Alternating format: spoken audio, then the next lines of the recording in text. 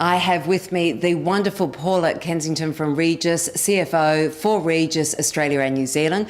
Paula, it's a year since we were at Fearless 2015. What have you done over the past 12 months to supercharge your career? Well, that's a good question. This year, I've set myself a goal that I want to do at least a blog every month. And so I've written already 5 blogs this year, which I'm super proud of. And I've got a few followers, so that's exciting. I must be saying something that's interesting. Absolutely. And I'm getting out there and doing something every quarter in terms of presenting to groups like Fearless, like accountant groups, all sorts of different groups that I go and talk to. Yep. So developing your networks? Developing my networks, absolutely, and developing my brand and developing my presence out there. So when people look at me, they can see what I've achieved in my tertiary and in my professional qualifications, but they also can see what extra I can bring into a different, into a role, into a business relationship. So they get more of a sense of who I am, being that authenticness that everyone's looking for. Yeah, which is interesting. There you are, CFO of a major organisation, and yet you're building your personal brand and you're doing it online and you're making sure that you have your blog and LinkedIn and have your social channels working, right? Absolutely. That's why I say to a lot of people that I go and talk to at leadership events, you've got to run the two in parallel. You can't just sit back and say, I work for X and that's what I've achieved in my life, because you never know what's going to happen with company X. You need to have value, and it's your value. Don't ever forget it's your value. It's not the company you work for. Yep. Took me a long time to realise that, probably in my 30s when I actually really got the fact that I knew something. It wasn't about who I worked for, it's about what I did.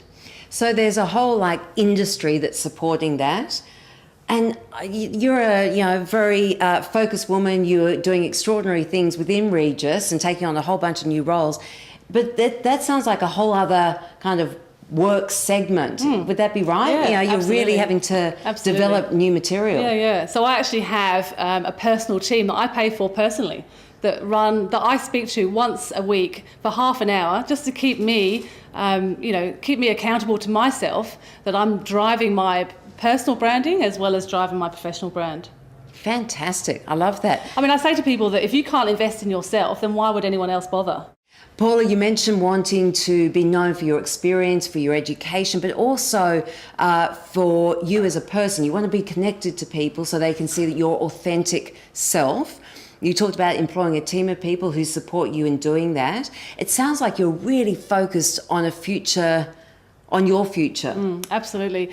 We have to future-proof ourselves, and we have to future-proof who we are and the industry that we work in, and also the organisations that we work for.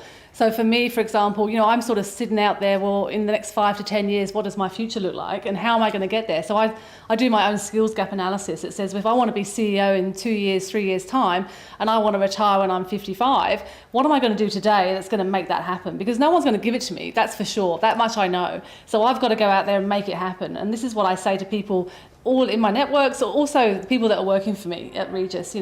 I've just gone through literally 12 performance development meetings because we do them every 6 months.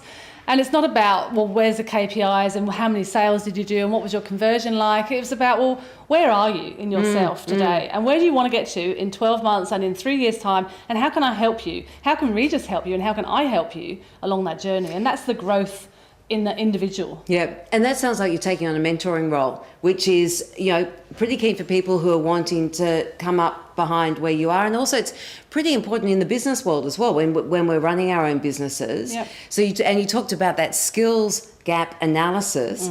Do you do that on yourself, or does somebody do it for you? Absolutely. And I went to speak at a conference of accountants a couple of weeks ago about innovation, and the group was sort of 40 to 50 age group, and I thought, oh my God, how hard is this going to be to talk to that group of people who are probably, not innovative in their education. And so, it was about future-proofing themselves and getting them to realise that they've got this skills gap that they have to do on themselves. And so one of the questions at the end of that session was, what do I do if I can't see my own skills gap? And I was like, wow, that's a fantastic question, and I said to him, well, you've got to get mentors. You've got to get people inside your business and outside your business and talk to them about problems you're having. You've got to be honest with yourself, because I think if we are honest, we can see perhaps where we're not good at something. But if you've got mentors, and certainly when they're outside of your workplace, you can then be authentic, you can then be vulnerable. And I think that's a real key word that we don't really sort of embrace. We don't allow people to show their vulnerability, and people are really scared to. I think it's much easier, and it's probably taken on a life of its own in the business world, but when you're internal, when you're part of a bigger organisation, I think it's harder to do. Yeah, you know, sure. you don't want to be seen as vulnerable from people further up the ladder, That's right. right? Because then you think, well, if I can't do it, then I'm going to get sacked, or they're going to find someone that can.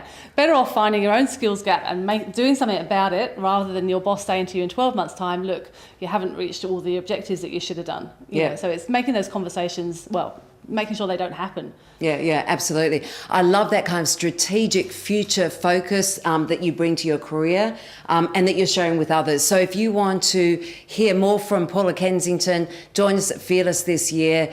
She's going to be talking about how she's future-proofing her career, looking forward, taking her teams with her. It's exciting times. We'll see you at Fearless 2016.